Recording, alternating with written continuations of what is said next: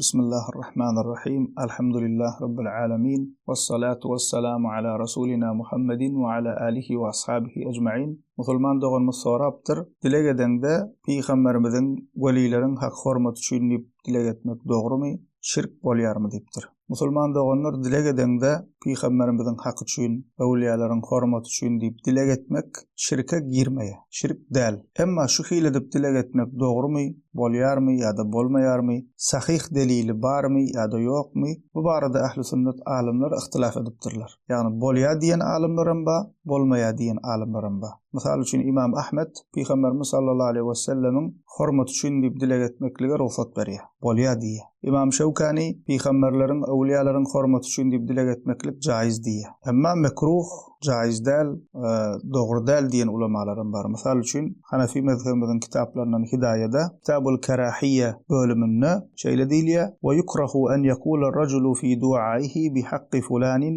aw bi haqqi anbiya'ika we rusulika." Bir kişiniň dileg edenne, Allah Teala dileg edenne planyň haky üçin dilegimi kabul etdiğmegi ýa-da peýgamberleriň, nebilerin, rasullaryň, peýgamberleriň haky üçin diýmekligi mekruh diýilýär. Käbir ulamalar soň açyklapdyrlar. Haky üçin diýse bolmaýa, hormat üçin diýse bolýar diýip şoňa meňzeş düşünürşler getiripdirler. Netijede musulman doganlar bu meselede ahli sünnet ulamalaryndan bolýar diýenlerim ba, bolmaýar diýen ulamalarym bar. Bir kişi musulman doganlar bu hili dileg edeni bilen ahli sünnetten çykmaýar. İnkar edeni bilen ahli sünnetten çykmaýar. Sebäbi bu bir akida imani mesele däl, imanyň şerti däl, musulmanlygyň şerti däl. Allah Taala farzlaryndan bir farz däl, wajib däl, sünnet-i muakked däl. Bir ulamalar gurrun edipdir. Dileg edilenini şu hili dileg etsek bolarmy, bolmazmy? Mustahapmy ka diýip şoň üstünde gurrun bolupdyr musulman doganlar. Edil fıkhi meselelerde ihtilaflar ba, bir käbir ownugrak meseleler bolýar, bir ulama bolýar diýär, o bir bolmaýar diýär. Bir musulmanyň doganlygyna, birligine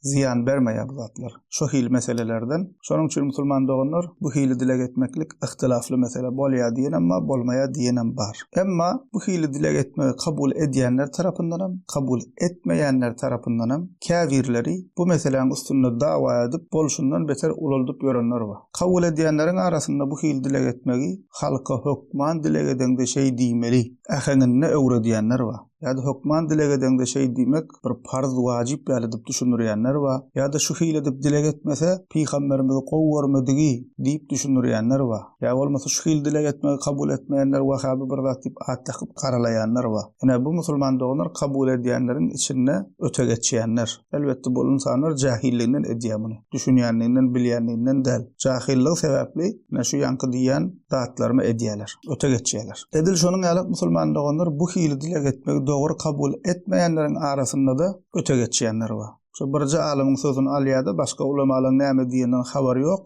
Ondan hak hormat üçin dileg edýän adamyny bir dinden çykan ýaly edip garalap ýamanlap ýören jahiller bar. ýa-da hak hormat üçin dileg etmeklige şirk diýip görenler bar. Sen niýeden eşitdiň bu şirkdigini? Haýsy alimyň agzyndan çykdy bu söz? On sorasaň bilmeýär. Öz ýanyndan guman edip şirk meka diýip gören gynansak da jahiller bar. Her iki tarapda da öte geçýänler bar musulman doganlar. Bu mesele degişli başga bir muhim aýdyp geçmeli adamyz musulman doganlar bidgatçy sopularyň käbiri iki zady bulaşdyrýarlar, oşony halka ýalňyş düşündirýärler. Ol hem musulman doganlar dileg edende hak hormat üçin diýmek bilen, ýani Allah Taala dileg edýän ýa Allah peýgamberimiziň hak üçin, hormat üçin ýa-da awliyalaryň hormat üçin şu dilegimi kabul et diýip dileýän bu bir mesele, ýani aýtdyk. Bolýar diýen we bolmaýar diýen we. Bu ähli bidgatyň bulaşdyrýan haýsy gönü ölülerden dilemek. Yetiş ýa pir, yetişewer ýa peýgamber, medet plana weliýa diýip gygyrmak. Bu jahil bidgatçy soplar şu ikisi bir zat mı diýip düşünüp görenler bar bulan içinde. O şu ikisini bir zat hökmünde kabul edýänler bar. Bir başga zat, o bir düýünden başga zat. Arasynda ýerleriň gök ýaly tapawut bar. Öz jahillikleri sebäpli halka hem şu ikisi bir zat diýip düşünýärler. Ondan käbir akidasyny bilmeýän jahil bende kösenip ýör şunu aýryp bilmän biri-birinden. Ondan awliyalardan zat dilemeli däl diýen bolyn şu birinjini inkar edýän diýip düşünýär. Awliyalardan bir zat dilemek, peýgamberi bolsun, başga awliyalar uzakdan yetişmedet diýip gygyrmak, olardan bir zat hantama bolmak şirk diýen bolyn. Bu birinjisinde şirk diýdim diýip bulaşdyryp ýören jahil we dikkatsiz kişiler bar. Ve gynansa bu ahli bid'at halk şeýdip, ahli bid'atyň käbiri şu iki zady, iki biri-birinden tapawutly zady, ikisi bir zat diýip düşündirip halky şirke we oda oklap ýör musulman doganlar. Şonuň üçin şoňa da Allah'a iman dikkat edin, imanınız puja gidaymasın, hak hormat üçin diýmek başga bir zat, gönüllülerden dilemeklik, düýünden başga bir zat we şirk. Yine bir mesele musulman doganlar, Kur'an-ı Kerimde we sahih hadislerde kän dilekler var. Her mesele değişli doğa dilekler var. Allah Teala Kur'an-ı Kerimde peygamberlerin eden dileklerini bize öwrediýär ayetde. Ya olmasa sahih hadislerde peygamberimizin yüzlerce doğa dilekleri var bize öwredipdir. Şolary biz öwrenip her bir musulman diňe ahun molda her bir musulman öwrenip okap şolar bilen Allah Teala dilek etmeli. Emma şu ahli bid'atyň bir topary bular kan halka ünlemeýär. Bar bilýän otursa şol hak hormaty başga bilýän zat ýok.